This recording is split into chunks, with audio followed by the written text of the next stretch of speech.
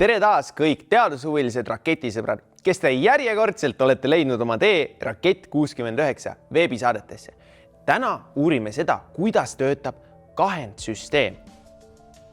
Meie ülesandes tuli võistlejatel mõõta seesuguste puitlattide pikkust, kasutades etteantud pikkusega kahendsüsteemi järgivaid kaikaid. Aga kuidas mõista seda kahendsüsteemi? Alustame kümnendsüsteemi analoogiast.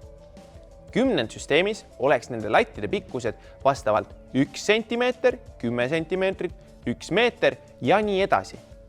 See liiguks edasi 10 astmetega ehk iga järgmine mõõtühik oleks 10 korda suurem eelmisest. Selle jaoks on meil siin eraldi klotsid. See klots on 1 sentimeeter pikk.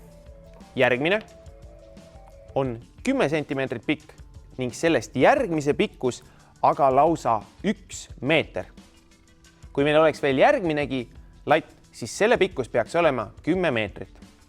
Kombineerideski nüüd neid latte ja klotse omavahel, saame mõõta ükskõik millise teise lati pikkuse.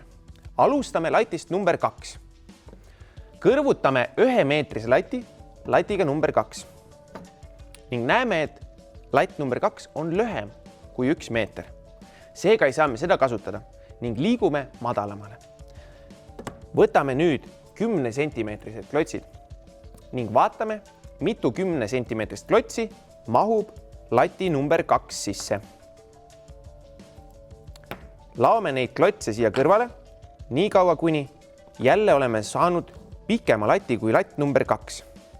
Näeme, et lati number 2 pikkusesse mahub 1, 2, 3, 4, 5, 6, 7, 8 10 sentimeetrist klotsi.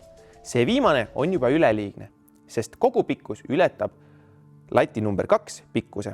Seega võtame selle 10 sentimeetrise klotsi siit ära ning vaatame, mitu 1 sentimeetrist klotsi mahub siia tühimikku. 1, 2, 3, 4, 5. Seega teame, et latile number 2 vastav pikkus koosneb 8 kümnelisest ning 5 ühelisest.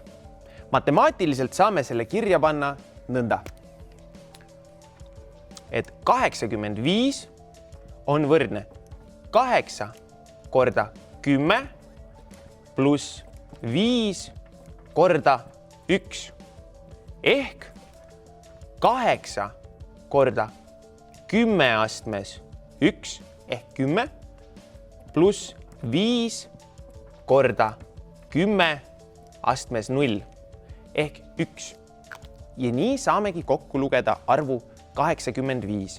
Mõõdame nüüd üle lati number 3 ning alustame taas kord meetristest mõõtelattidest. Kõrvutame meetrise lati ja lati number 3. Näeme, et 1 meetrine latt mahub ideaalselt lati number 3 sisse. Teine meetrine aga enam siia ei mahuks. Seega liigume edasi 10 sentimeetriste lattide poole. Ning vaatame, mitu 10 sentimeetrist latti me siia mahutame. Ning lisades 1 10 sentimeetrise klotsi meetrisele klotsile näeme, et olemegi täitnud ära kogu lati number 3 pikkuse.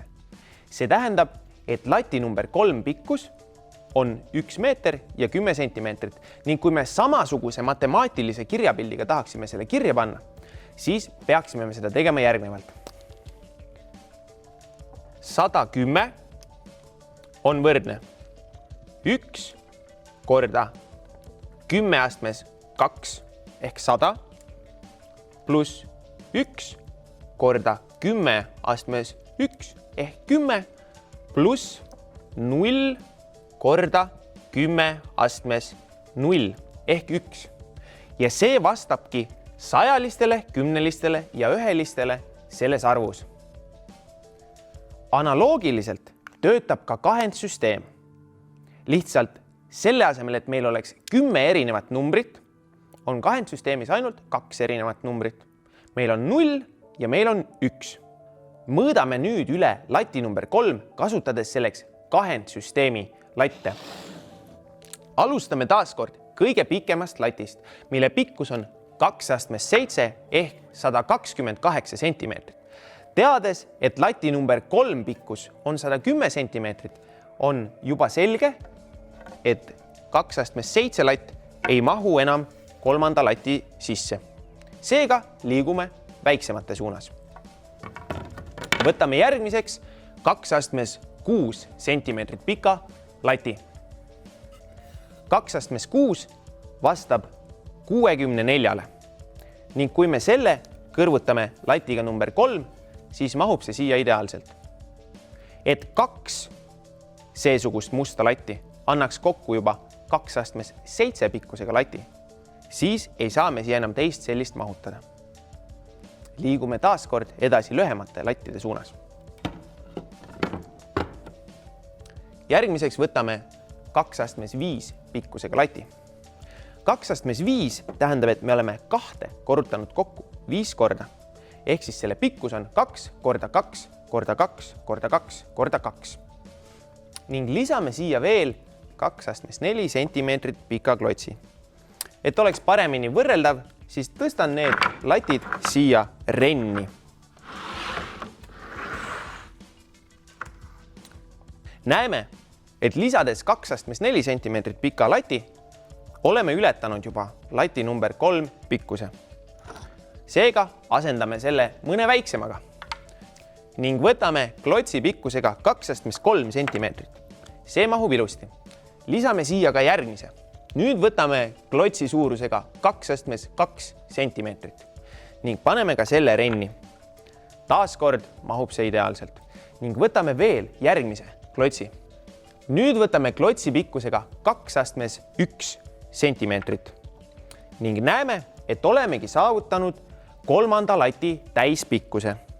Nüüd tuleb ainult kokku liita nende lattide pikkused ning liidame kokku lati pikkused 0 korda 2 astmes 7 pluss 1 korda 2 astmes 6 pluss 1 korda 2 astmes 5 pluss 0 korda 2 astmes 4 pluss 1 korda 2 astmes 3 pluss 1 korda 2 astmes 2 pluss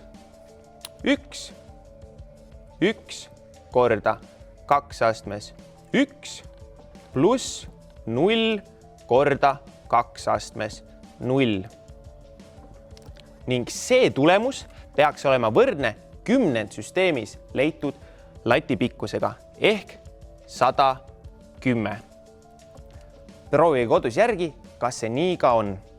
Sarnaselt 10 süsteemile saame ka 2 süsteemis kokku lugeda selle arvu, mis koosneb nii-öelda ühelistest, kümnelistest, sajalistest ja nii edasi. Ja kirjutame selle ka siia välja. Ehk seega 10 süsteemile vastav arv 110 on võrdne 2 süsteemile vastav arvuga 0, 1, 1, 0, 1, 1, 1, 0. Ja see siis on 2 süsteemis. Et arvutitel on palju lihtsam mõelda ainult 2 numbriga, siis kasutavadki arvutid just seesugust arvusüsteemi. Ning meie ülesande võtmeks oligi leida 2 süsteemis vastavad tähemärgid. Kui me nüüd otsime sellele 2 süsteemi arvule vastava numbri ülesse meile antud ASCII tabelist, siis näeme, et sellele vastab väike n. Ehk 10 süsteemis on n kohal 110 ning niimoodi töötabki 2 süsteem ning meie kõigi arvutid.